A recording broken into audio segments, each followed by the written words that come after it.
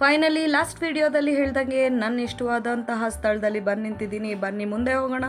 2 ನಿಮಿಷ ನಾವು ಯಾರನ್ನ ನೋಡೋಕ್ಕೆ ಬಂದಿದ್ದೀವಿ ಅಂತ ನಿಮಗೆ ಗೊತ್ತಾಗುತ್ತೆ. ಅದಕ್ಕೆ ಮುಂಚೆ ಕೆಲವರು ಒಪಿನಿಯನ್ ತಗೊಳ್ಳೋಣ, ಏನೇನು ಬೇಕು ಏನು ಬೇಡ ಈ ಒಂದು ಚಾಮುಂಡಿ ಬೆಟ್ಟಕ್ಕೆ ಬರೋಂಥ ಪ್ರಕೃತಿ ಹೇಗಿದೆ ಹಾಗೆ ಉಳಿಬೇಕು ಹೊರತು ಡೆವಲಪ್ ಮಾಡೋಕ್ಕೆ ಹೋಗ್ಬಾರ್ದು. ಡೆವಲಪ್ ಮಾಡಿದ್ರೆ ಕಮರ್ಷಿಯಲ್ ಜಾಸ್ತಿ ಆಗುತ್ತೆ, ಆಮೇಲೆ ಇರೋ ಪರಿಸರನೂ ಕೂಡ ಹಾಳಾಗುತ್ತೆ. ದಯವಿಟ್ಟು ಹಾಗಿದೆ ಮುಂದುವರಿಸ್ಕೋಬೇಕು. ಇಲ್ಲಿಂದ ಸಿಕ್ಕಂಥ ಪರಿಸರ ನೆಲ್ಲೂ ಸಿಕ್ಕಲ್ಲ, ದುಡ್ಡು ಕೊಟ್ಟು ಸಿಕ್ಕಲ್ಲ. ಇದು ಕುಮಾರ್ ಅಂತ, ನಾವು 89-90 ಇಸ್ವಿಯಿಂದ ಡೈಲಿ ಹತ್ತಿ ಕುಳಿತೀವಿ. ಸರ್ ನಮಸ್ಕಾರ. ಇಲ್ಲಿ ಇರೋಂಥ ಆರೋಗ್ಯ ಚೆನ್ನಾಗಿದೆ. ಸೊ ಇಲ್ಲಿ ನ್ಯಾಚುರಲ್ ಆಗಿ ನಿಮಗೆ ಆರೋಗ್ಯ ಸಿಗ್ತಾ ಇದೆ, ಪ್ರಕೃತಿಯ ಸೌಂದರ್ಯ ಸಿಗ್ತಾ ಇದೆ. ಪ್ರಕೃತಿನ ಹಾಳು ಮಾಡಬೇಡಿ. ಈ ಬೆಟ್ಟಕ್ಕೆ ಒಂದು ಕಮರ್ಷಿಯಲ್ ಅನ್ನೋ ಒಂದು ಬಣ್ಣನ ತರಬೇಡಿ. ಇದು ಹೇಗಿದೆಯೋ ಹಾಗೇ ಇರಲಿ. ಪ್ರಕೃತಿ ಕೋಪ ಮಾಡಿಕೊಂಡು ಲ್ಯಾಂಡ್ಸ್ಲೈಡ್ ಆಗುತ್ತಾ, ಲ್ಯಾಂಡ್ಸ್ಲೈಡ್ ಆಗಲಿ, ಬಿದ್ದೋಗಲಿ. ಇಲ್ಲಿಗೆ ಬರೋ ಅಂಥವರು ಯಾವುದೇ ಒಂದು ಕಮರ್ಷಿಯಲ್ ಆ್ಯಕ್ಟಿವಿಟೀಸ್ನ ತರಬೇಡಿ. ಈ ಸುಂದರ ತಾಣ ಹೇಗಿದೆ ಹಾಗೇ ಇರಲಿ ಅಂತ ಹೇಳಿ ನಾನು ಸ್ಥಳೀಯರ ಒಪಿನಿಯನ್ನ ತುಂಬ ತಗೊಳ್ತಾ ಇದ್ದೀನಿ. ಯಾಕೆಂದರೆ ನಮಗಿಂತ ಚೆನ್ನಾಗಿ ಇಲ್ಲೇ ವಾಸ ಮಾಡ್ತಾ ಇರೋಂತಹ ಜನಗಳಿಗೆ ಜ್ಞಾನ ಜಾಸ್ತಿ ಇರುತ್ತೆ ಅನ್ನೋದು ನನ್ನ ಒಪಿನಿಯನ್. ಅಂತಿಮವಾಗಿ ಬೆಳಗ್ಗೆಯಿಂದ 2-3 ಗಂಟೆಗಳ ಸರ್ಕಸ್ ಮಾಡಿ ನಾನು ಅಂದ್ಕೊಂಡಂತಹ ನನ್ನ ನಿರ್ದಿಷ್ಟ ನೆಚ್ಚಿನ ಸ್ಥಳಕ್ಕೆ ಇನ್ನು ಕೇವಲ 2 ಹೆಜ್ಜೆಗಳ ಮೂಲಕ ತಲುಪ್ತೀನಿ. ನೀವು ಬನ್ನಿ ಜೊತೆಗೆ. ಜ್ಯೂಸ್ ಇಲ್ಲಿ ಕುಡಿತೀನಿ ನಾನು, ಬರಬೇಕಾದ್ರೆ. Thank you. ಸೊ ಇವರು ಕೋತಿಗಳನ್ನ ಸರ್ಕಸ್ ಮಾಡಿಸ್ತಾ ಇದ್ದಾರೆ. ಕೋತಿ ಸಲುವಾಗಿ ಇವರೇ ಸರ್ಕಸ್ ಮಾಡ್ತಾ ಇದ್ದಾರಾ ಗೊತ್ತಿಲ್ಲ. ಇವಾಗ ಮಂಗಗಳು, ಇಲ್ಲಿರೋ ಮಂಗಗಳು ಈಗಿನ ಜನ್ರೇಷನ್ ಮಕ್ಕಳ ಥರ ಭಾರಿ ಶಾರ್ಪು. ಒಂದು ಸಲ ಹೀಗೆ ನಾನು ಬಂದಾಗ ಒಂದು ಲೇಡಿ ಪರ್ಸ್ನ ಎತ್ಕೊಂಡು ಯಾವ ಲೆವೆಲಿಗೆ ಓಡೋಗಿತ್ತು ಅಂದರೆ ಪಾಪ ಆಕೆ ಅಲ್ಲಿ ಆ ಒಂದು ಪರ್ಸ್ನಲ್ಲಿ ಏನೇನು ಡಾಕ್ಯುಮೆಂಟ್ಸ್ ಇಟ್ಟಿದ್ರು ದೇವರೇ ಗೊತ್ತಿಲ್ಲ, ಎಲ್ಲ ಹೋಯ್ತು ಅಂತಲೇ ನೀವು ಅನ್ಕೋಬೇಕು. ಅಲ್ಲಿ ಬಂದಿದ್ದೀವಿ ನಂದಿ ಸ್ಟ್ಯಾಚು ಇರೋಂತಹ ಸ್ಥಳಕ್ಕೆ. ಇದು ನಮ್ಮ ಭಾರತದ 3ನೇ ಅತಿ ದೊಡ್ಡ ನಂದಿ ವಿಗ್ರಹ. ಸಾಂಸ್ಕೃತಿಕ ನಗರಿ ಚಾಮುಂಡಿ ಬೆಟ್ಟದಲ್ಲಿ ಚಾಮುಂಡಿ ತಾಯಿ ಎಷ್ಟು ಪ್ರಸಿದ್ಧಿನೋ ಅಷ್ಟೇ ಪ್ರಸಿದ್ಧಿ ಈ ನಮ್ಮ ನಂದಿ ಕೂಡ. ಈ ಪ್ರತಿಮೆಗೆ ಯಾವುದೇ ರೀತಿಯ ರತ್ನ ವೈಡೂರ್ಯಗಳ ಅವಶ್ಯಕತೆ ಇಲ್ಲ. ನೈಸರ್ಗಿಕವಾಗಿಯೇ ಸಹಜ ರೀತಿಯಲ್ಲಿ ನಂದಿ ಆಭರಣಗಳನ್ನ ಕೆತ್ತನೆ ಮಾಡಲಾಗಿದೆ. ಎಷ್ಟು ಬ್ಯೂಟಿಫುಲ್ ಆಗಿದೆ ನೋಡಿ. ಪ್ರತಿದಿನ ಇಷ್ಟು ದೊಡ್ಡ ಪ್ರತಿಮೆಗೆ ಅಭಿಷೇಕ ಮಾಡೋದು ತುಂಬಾ ಕಷ್ಟ. ಯಾಕೆಂದರೆ ನಮ್ಮೆಲ್ಲರನ್ನ ಕಣ್ಮನ ಸೆಳೀತಾ ಇರೋ ಈ ನಮ್ಮ ನಂದಿ 16 ಅಡಿ ಎತ್ತರ, 24 ಅಡಿ ಉದ್ದ ಇದೆ. ಬರೀ ನೀರಿನ ಪ್ರೋಕ್ಷಣೆ ಮಾಡಿ ನಂದಿಯ ಎಡಗಾಲನ್ನು ತೊಳೆದು ದಿನನಿತ್ಯ ಏನು ಮಾಡ್ತಾರೆ ಅಂದರೆ ಹೂವನ್ನು ಬದಲಾಯಿಸಿ ಮಂಗಳಾರತಿ ಮಾಡಿ ಪೂಜೆ ಮಾಡಿ ಮುಗಿಸ್ಬಿಡ್ತಾರೆ. ಆದರೆ ವಿಶೇಷ ದಿನಗಳಲ್ಲಿ ಹೇಗೆ ಈ ನಂದಿನ ತಯಾರಿ ಮಾಡಿ ಅಭಿಷೇಕ ಮಾಡ್ತಾರೆ ಅಂತ ನೋಡೋಣ ಬನ್ನಿ.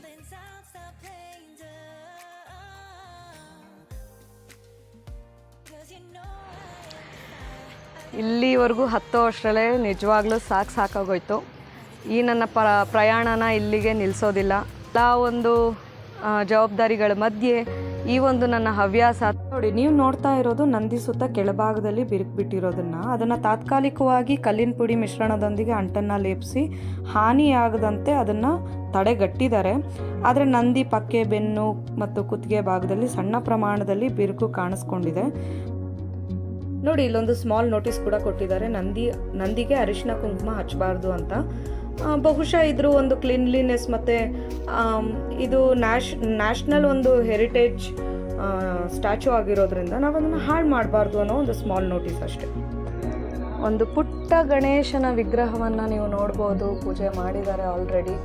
ನಂದಿಗೂ ಪೂಜೆ ನಡೀತಾ ಇದೆ.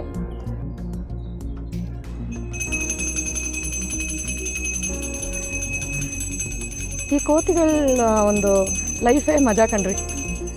ಒಂದು ಕೊಂಬೆಯಿಂದ ಇನ್ನೊಂದು ಕೊಂಬೆಗೆ ಸಖತ್ತಾಗಿ ಹಾರಿಕೊಂಡು ಸಿಕ್ಪಕ್ಕಿದೆಲ್ಲ ತಿನ್ಕೊಂಡು ಏನು ಹೆದರಿಸ್ತವೆ ಗೊತ್ತಾ. ಒಂಥರ ಸ್ವೀಟ್ ಡೆಕಾಯ್ಡ್ಸ್ ಥರ ಬಂದು ಮೆಟ್ಲು ಹತ್ತಿ ಬರೋರ್ನೆಲ್ಲ ಅವ್ರ ಕೈಯಲ್ಲಿ ಇರೋದನ್ನೆಲ್ಲ ಕಿತ್ಕೊಂಡು ಸಖತ್ತಾಗಿ ಆಟ ಆಡಿಸುತ್ತೆ. ಬೆಳಗಿನ ಪೂಜೆ ಆಯಿತು. ನಾವು ನಿಜವಾಗ್ಲೂ ಲಕ್ಕಿ. ಈ ಪೂಜೆನ ನಾನು ಯಾವತ್ತೂ ನೋಡಿರಲಿಲ್ಲ. ಮೊನೋಲಿಥಿಕ್ ರಾಕಿಂದ ಮಾಡಿರೋಂತಹ ಅಂದರೆ ಏಕಶಿಲಾ ಒಂದು ಕೆತ್ತನೆಯಿಂದ ಮಾಡಿರೋಂತಹ ನಂದಿ ವಿಗ್ರಹ. ಈ ವಿಗ್ರಹವನ್ನು ನೀವು ನೋಡಿದ್ರೆ ಮಂಡಿ ಊರಿ ಕುಳಿತು ಶಿವನಿಗೆ ತನ್ನ ಒಂದು ಭಕ್ತಿಯನ್ನು ಸಲ್ಲಿಸೋ ಈ ನಂದಿ ವಿಗ್ರಹ ಯಾರನ್ನಾದರೂ ನೀವು ಯಾವ ಬಣ್ಣದಲ್ಲಿದೆ ಅಂತ ಕೇಳಿದ್ರೆ ಬಹುಶಃ ಕಪ್ಪು ಬಣ್ಣದಲ್ಲಿದೆ ಅಂತ ಹೇಳ್ಬೋದು. ಆದರೆ ನೀವು ಇಲ್ಲಿ ಬಂದಾಗ ವಾಸ್ತವ ಬೇರೆ ಇರುತ್ತೆ. ಈ ಒಂದು ಏಕಶಿಲಾ ಮೂರ್ತಿ, ಏಕಶಿಲಾ ವಿಗ್ರಹ ಏನಾಗಿದೆ ಬಿಳಿ ಬಣ್ಣಕ್ಕೆ ಒಂದು ಪರಿವರ್ತನೆಗೊಂಡಿದೆ.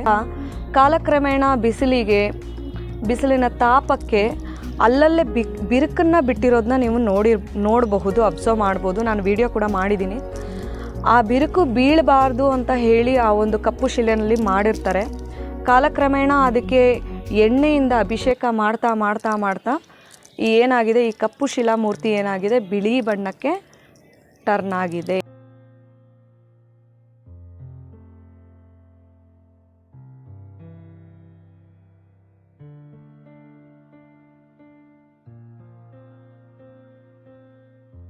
ನಾವು ನಂದಿ ವಿಗ್ರಹದ ಹಿಂದೆ ಇರುವಂತಹ ಶಿವನ ಗುಹಾ ದೇವಾಲಯಕ್ಕೆ ಹೋಗೋಣ. ತುಂಬ ಚೆನ್ನಾಗಿದೆ ಇದು. ಇಲ್ಲಿಗೆ ಬರುವಂತಹ ಪ್ರತಿಯೊಬ್ಬ ಪ್ರವಾಸಿಗರಾಗಲಿ ಯಾರೇ ಆಗಲಿ ಫಸ್ಟ್ ಟೈಮ್ ಬರ್ತಾ ಇದ್ದೀರಾ ಅಂತ ಹೇಳಿದರೆ ದಯವಿಟ್ಟು ಈ ನಂದಿ ವಿಗ್ರಹದ ಹಿಂದೆ ಇರುವಂತಹ ಶಿವನ ಈ ಗುಹಾಲಯ, ಒಂದು ಗುಹೆನಲ್ಲಿರುವಂತಹ ಚಿಕ್ಕ ಗುಡಿನ ನೋಡಿಕೊಂಡೇ ಹೋಗ್ಬೇಕು ನೀವು.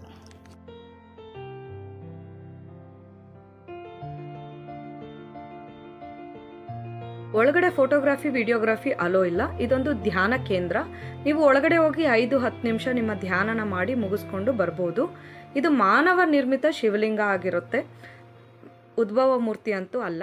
ನಂದಿ ಜನಕ್ಕೆ ಹೆಲ್ಪ್ ಆಗಲಿ, ಸಹಾಯ ಆಗಲಿ ಅಂತ ಹೇಳಿಬಿಟ್ಟು ಈ ಒಂದು ಮೆಟ್ಟಿಲುಗಳ ನಿರ್ಮಾಣ ಮಾಡಿರ್ತಾರೆ. ಸುಮಾರು 1000 ಎಲ್ಲ ಚಿಕ್ಕ ಪುಟ್ಟ ಮೆಟ್ಟಿಲುಗಳನ್ನ ನೀವು ಲೆಕ್ಕ ಹಾಕೊಂಡ್ರೆ 1050 ಮೆಟ್ಟಿಲುಗಳು ನಿಮಗೆ ಸಿಗಬಹುದು. ಸೊ ಈ ಒಂದು 700 ಮೆಟ್ಲುವರೆಗೂ ನಿಮಗೆ ತುಂಬ ಕಷ್ಟ ಅನಿಸುತ್ತೆ ಹತ್ತೋದು. ಆದರೆ 700 ಮೆಟ್ಲು ನೀವು ಈ ನಂದಿ ಮೂರ್ತಿ ಹತ್ರ ಬರೋ ಅಷ್ಟರಲ್ಲಿ, ನಂದಿ ವಿಗ್ರಹದ ಹತ್ರ ಬರೋ ಅಷ್ಟರಲ್ಲಿ ನಿಮಗೆ ಇದ್ರ ಮುಂದಿನ ಮೆಟ್ಲುಗಳು ಏನಿದೆ ನಿಮಗೆ ಸಮದಟ್ಟಾಗಿರುತ್ತೆ. ಅಂದರೆ ಫ್ಲ್ಯಾಟ್ ಮೆಟ್ಲುಗಳು, ಆರಾಮಾಗಿ ಈಸಿಯಾಗಿ ಹತ್ಕೊಂಡು ಹೋಗ್ಬೋದು. ಇನ್ನು ನನ್ನೊಂದು ಬೆಟ್ಟಕ್ಕೆ ಇನ್ನೂ ಒಂದು ಹೆಸರಿದೆ, ಅದೇ ಮಹಾಬಲ ಬೆಟ್ಟ ಅಂತ ಹೇಳಿ. ಸೊ ಇಲ್ಲಿ ನೀವು ಚಾಮುಂಡಿ ಬೆಟ್ಟಕ್ಕೆ ಫುಲ್ಲು ಹತ್ತಿ ಚಾಮುಂಡಿ ದರ್ಶನ ಮಾಡಿ ಅದರ ಹಿಂದ್ಗಡೆ ನೀವು ಮಹಾಬಲೇಶ್ವರ ಶಿವನ ಒಂದು ದೇವಸ್ಥಾನವನ್ನು ನೋಡ್ಬೋದು. ನಾನು ಆವಾಗಲೇ ಹೇಳ್ದಂಗೆ ಈ ನಂದಿ ವಿಗ್ರಹದ ಏನು ಬಿರುಕು ಬಿಟ್ಟಿದೆ, ಮೈಸೂರು ಜಿಲ್ಲಾಡಳಿತ ಪಾರಂಪರಿಕ ತಜ್ಞರು ಇದಕ್ಕೆ ಏನು ಹೇಳ್ತಾರೆ ಅಂದರೆ, ಮೇಲ್ನೋಟಕ್ಕೆ ಇದು ಬಿರುಕು ರೀತಿನಲ್ಲಿ ಕಾಣುತ್ತೆ, ಆದರೆ ಬಿರುಕಲ್ಲ, ಕಲ್ಲಿನ ಒಂದು ನೈಜ್ಯತೆ ಅಂತ ಅವರ ಒಂದು ಅಭಿಪ್ರಾಯನ 2020ರಲ್ಲಿ ಕೊಟ್ಟಿದ್ದರು. ಆದರೆ ಇದು ಪಾರಂಪರಿಕ ಶಿಲೆ ಆಗಿರೋದ್ರಿಂದ ಆತಂಕನೂ ಇದೆ. ಸದ್ಯಕ್ಕೆ ಹಾನಿಯನ್ನು ಅಲ್ಪ ಪ್ರಮಾಣದಲ್ಲಿ ತಡೆಗಟ್ಟಿದ್ದಾರೆ. ಆದರೆ ಇದು ನಮ್ಮ ಕಲ್ಚರಲ್ ಹೆರಿಟೇಜ್ ಅಲ್ವಾ, ಕಾಪಾಡ್ಕೊಳ್ಳೋದು ನಮ್ಮೆಲ್ಲರ ಒಂದು ಮುಖ್ಯವಾದ ಜವಾಬ್ದಾರಿಯಾಗಿದೆ. ನಮ್ಮ ಈ ಒಂದು ಭಾರತದ ಇತಿಹಾಸ ಅಥವಾ ಪರಂಪರೆನ ಉಳಿಸ್ಕೊಳ್ಳೋದು ನಮ್ಮೆಲ್ಲರ ಕರ್ತವ್ಯ. ಹಾಗೆ ಈ ಒಂದು ಚಾಮುಂಡಿ ಬೆಟ್ಟಕ್ಕೆ ರೆಗ್ಯುಲರ್ ಆಗಿ ಸ್ಟೆಪ್ಸ್ನ ಹತ್ತಿ ಬರುವಂತಹ ಒಂದು ಗುಂಪನ್ನ ನಾವು ಮಾತಾಡ್ಸಿದ್ವಿ. ಅವ್ರು ಏನು ಹೇಳ್ತಾರೆ, ಪರಿಸರನ ನಾವು ಹೇಗೆ ಉಳಿಸ್ಕೋಬೇಕು, ಹೇಗೆ ಕಾಪಾಡ್ಕೋಬೇಕು ಅನ್ನೋದನ್ನ ನಾವೇ ಕೇಳೋಣ. ಇದೇ ನಮ್ಮ ಸಮಾಚಾರ ಈ ವಾಹಿನಿಗೆ ನಮಸ್ಕಾರ. ನಾವು ಬೆಟ್ಟದ ಸ್ನೇಹಿತರು ಅಂದ್ಬಿಟ್ಟು ನಾವು ವಕೀಲರುಗಳು ಮೈಸೂರಲ್ಲಿ ಎಲ್ಲ ಪ್ರಾಕ್ಟೀಸ್ ಮಾಡ್ತೀವಿ. ಮತ್ತು ನಮ್ಮಲ್ಲಿ ಒಂದು 2 ಜನ ವೇತರರು ಇದ್ದಾರೆ. ನಾವು ಸುಮಾರು 10 ವರ್ಷದಿಂದ ಈ ರೀತಿ ಬೆಳಗ್ಗೆ ಪ್ರತಿ ಗುರುವಾರ ಬಂದು ಇದು ಬೆಟ್ಟದ ಹತ್ತಿ ಇಳಿದು ದೇವ್ರನ್ನ ಪ್ರದಕ್ಷಿಣೆ ಮಾಡಿಕೊಂಡು ಮತ್ತೆ ವಾಪಸ್ ಹೋಗ್ತೀವಿ. ಇಲ್ಲಿ ನಮ್ಮದು ಏನಪ್ಪ ಮುಖ್ಯ ಉದ್ದೇಶ ಅಂತ ಅಂದರೆ, ನಮ್ಮ ಆರೋಗ್ಯದ ಸುಧಾರಣೆ ಮಾಡ್ಕೊಳ್ಳೋದು, ದೈಹಿಕ ಸಾಮರ್ಥ್ಯ ವೃದ್ಧಿಸ್ಕೊಳ್ಳೋದು ಒಂದು, ಮತ್ತು ಇಲ್ಲಿ ಪರಿಸರ ನಮಗೆ ತುಂಬ ಅಟ್ರ್ಯಾಕ್ಟ್ ಆಗ್ತಾಯಿದೆ.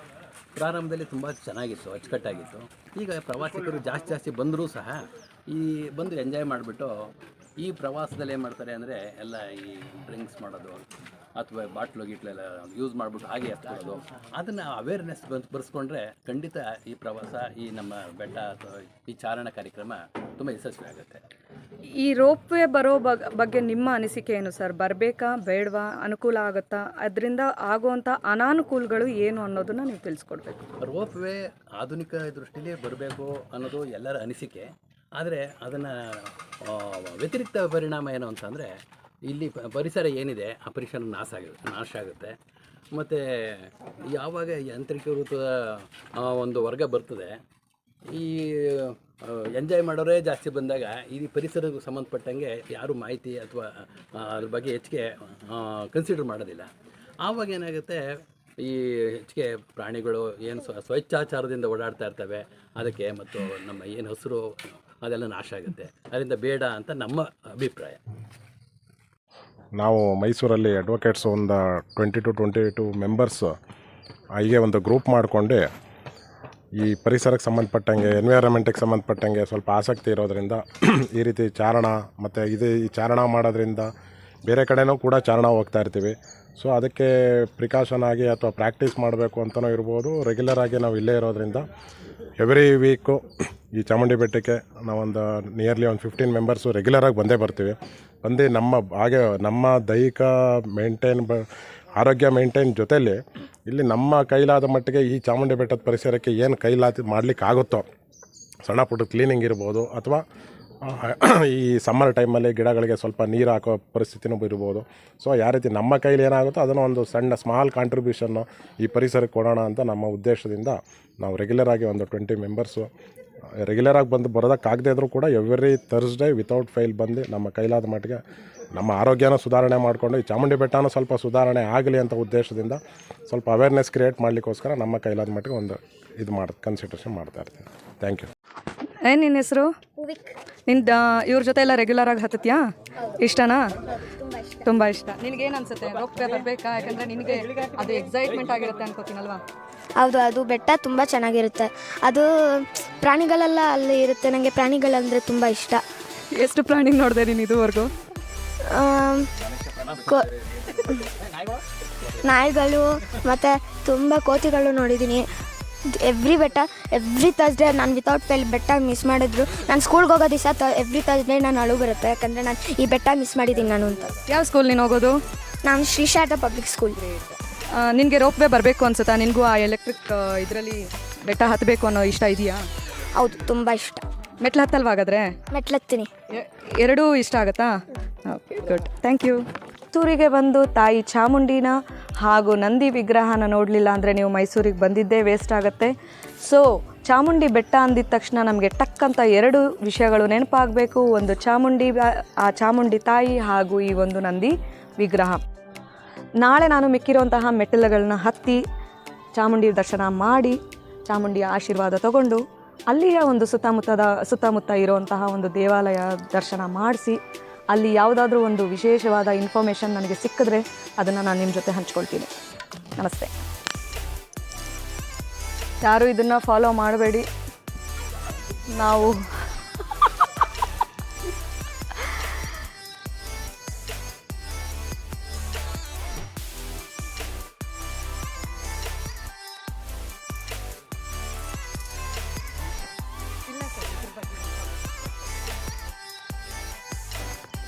ಇವ್ರನ್ನ ನೋಡಿ ನಮ್ಮ ಜೊತೆ ಹತ್ತಕ್ಕೆ ಶುರು ಮಾಡಿದ್ದು. ನಾನು ಹೇಳಲಿಲ್ವಾ, ಇವನು ನನ್ನ ಥರನೇ ಆಲೂಗೆಡ್ಡೆ ಥರ ಊದ್ಕೊಂಡ್ಬಿಟ್ಟು ನಾನು ಹತ್ತಿ ಇಳೀತಾ ಇದ್ರೂ ಇವನು ಇನ್ನೂ ಇಲ್ಲೇ ಇದ್ದಾನೆ. ನಮ್ಮ 700 ಮೆಟ್ಲುಗಳ ಅರ್ಧ ಪ್ರಯಾಣನ ಹತ್ತಿ ಅರ್ಧ ಪ್ರಯಾಣದಿಂದ ಕೆಳಗೆ ಇಳಿತಾ ಇದ್ದೀವಿ. ಚಾಮುಂಡಿ ಬೆಟ್ಟದ ಮೆಟ್ಲುಗಳನ್ನ ಬೆಟ್ಟದ ಸುತ್ತು ಸ್ಥಳೀಯರಿಗೆ ಅಥವಾ ಬರೋವಂಥವ್ರಿಗೆ ಸಹಾಯ ಆಗಲಿ ಹತ್ತೋಕೆ ಅಂತ 1659ರಿಂದ 1673ರವರೆಗೆ ಆಡಳಿತದಲ್ಲಿದ್ದಂತಹ ಮೈಸೂರಿನ ಮಹಾರಾಜರಾದಂಥ ದೊಡ್ಡ ದೇವರಾಜ ಒಡೆಯರ ಕಾಲಮಾನದಲ್ಲಿ ಕಟ್ಟಿಸಲಾಗಿದೆ ಅಂತ. ಕೇರ್ಫುಲ್ಲಾಗಿ ಇಳಿಬೇಕು. ಬೀಳೋ ಥರ ಫೀಲ್ ಆಗುತ್ತೆ ಫಸ್ಟ್ ಟೈಮ್ ಬೆಟ್ಟ ಹತ್ತವ್ರಿಗೆ. ನೋಡಿದ್ರಲ್ಲ, ಕುಂಕುಮ ಹಚ್ಕೊಂಡು, ಅರಿಶಿನ ಕುಂಕುಮ ಹಚ್ಕೊಂಡು 1000 ಮೆಟ್ಲವರೆಗೂ ಹಚ್ಕೊಂಡು ಹೋಗ್ತಾರೆ. ಮನುಷ್ಯನ ನಂಬಿಕೆ ಅದು. ನಾನು ಅಂದ್ಕೊಂಡಿದ್ದಾಗುತ್ತೆ ಅನ್ನೋದು. ಬರೀ ಮನುಷ್ಯರು ಮಾತ್ರ ಬೆಟ್ಟಕ್ಕೆ ವಾಕಿಂಗ್ ಬರಲ್ಲ, ಈ ನಾಯಿ ಕೂಡ ಬಂದಿದೆ. ಇದು ಪ್ರತಿದಿನ ವಾಕಿಂಗ್ ಬರುತ್ತಂತೆ. 1000 ಮೆಟ್ಲು ಕೂಡ ಹತ್ತಿ ಇಳಿಯುತ್ತಂತೆ. ಬನ್ನಿ ಇವ್ರ ಮಾಲೀಕರು ಏನು ಹೇಳ್ತಾರೆ ಅಂತ ನಾವು ಕೇಳೋಣ. ನಾಯ್ಸ್ ಇದು ಅಮೆರಿಕನ್ ಮಿಲಿಟರಿ ಡಾಗ್. ಇವಾಗ ಇದು ಇಂಡಿಯಾಗೆ ಬರ್ತಾ ಇದೆ. ಇದು ತುಂಬ ಹೈಪರ್ ಡಾಗ್. ನಿಮಗೆ ಮನೆಗೂ ಆಗುತ್ತೆ, ಆಚೆನೂ ಆಗುತ್ತೆ.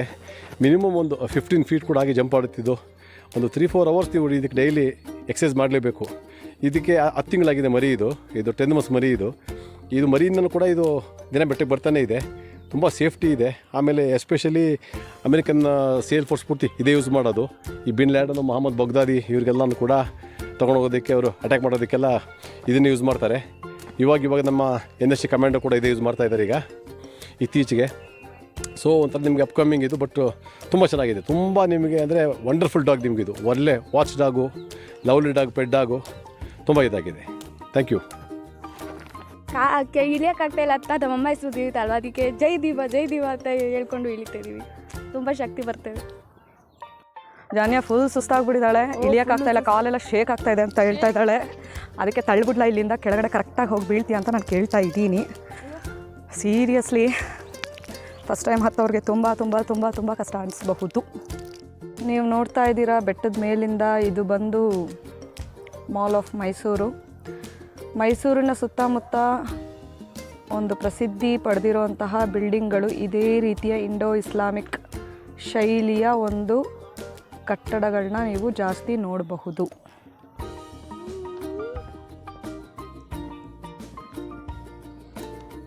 ಸಾಧನೆ ಮೆಟ್ಲು ಏರಬೇಕಾದ್ರೆ ಹಲವಾರು ಕಷ್ಟ ಬರುತ್ತೆ ನಮ್ಮ ಲೈಫಲ್ಲಿ. ಹಲವಾರು ಕಷ್ಟಗಳನ್ನ ದಾಟಿ ತುಂಬ ಪರೀಕ್ಷೆಗಳ ನಂತರ ನಾವು ಒಂದು ಉನ್ನತವಾದಂತಹ ಸ್ಥಾನವನ್ನು ಏರಬಹುದು ಅನ್ನೋದಕ್ಕೆ ಈ ಬೆಟ್ಟ ಗುಡ್ಡಗಳು ನಮಗೆ ಸಾಕ್ಷಿಯಾಗುತ್ತೆ. ಯಾಕೆ ಅಂತ ಹೇಳಿದ್ರೆ ಬೆಟ್ಟನ ಹತ್ತಬೇಕಾದ್ರೆ ಎಷ್ಟು ಕಷ್ಟಪಟ್ಟು ಹತ್ತೀವಿ, ಬೆವರು ಹರಿಸ್ತೀವಿ, ಕಾಲು ಕೈ ಮೈ ಎಲ್ಲ ನೋವು ಮಾಡ್ಕೋತೀವಿ. ಆದರೆ ಇಳಿಬೇಕಾದ್ರೆ ಅಷ್ಟೇ ಈಸಿಯಾಗಿ ಇಳಿತೀವಿ. ಅಂದರೆ ಮನುಷ್ಯ ತನ್ನ ಕೆಡುಕನ್ನು ಬೇಗ ಮಾಡ್ಕೋತಾನೆ, ಒಳ್ಳೆಯದನ್ನು ಹತ್ತಬೇಕಾದ್ರೆ ತುಂಬ ಕಷ್ಟ ಇದೆ ಅನ್ನೋದನ್ನು ಈ ಬೆಟ್ಟ ಗುಟ್ಟಗಳು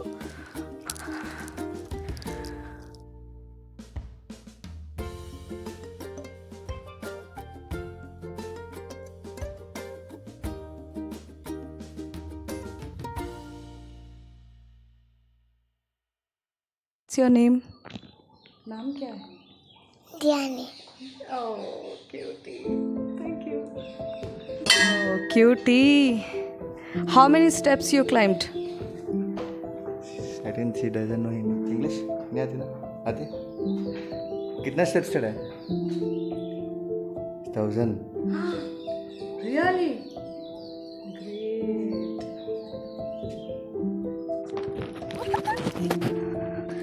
ನಾವು ಈ ಥರ ದೇವರಾಣೆ ಓಡಾಡೋಕ್ಕೆ ಸಾಧ್ಯನೇ ಇಲ್ಲ. ಮಂಕಿಗಳು ಅಟ್ಯಾಕ್ ಮಾಡಿದಾಗ ಬಹುಶಃ ಕಾಲಿಗೆ ಶಕ್ತಿ ಬಂದು ನಾನು ಈ ಥರ ಓಡಬಹುದೇನೋ. ನಾವು ಅರ್ಲಿ ಮಾರ್ನಿಂಗ್ ಬಂದಿದ್ದಕ್ಕೆ ನಿಮಗೆ ಈ ಒಂದು ವ್ಯೂ ಕಾಣಿಸಿರಲಿಲ್ಲ, ಕತ್ಲೆ ಇತ್ತು. ಸೊ ವಾಪಸ್ ಹೋಗಬೇಕಾದ್ರೆ ನಾನು ಇದನ್ನು ಕವರ್ ಮಾಡ್ತಾ ಇದ್ದೀನಿ.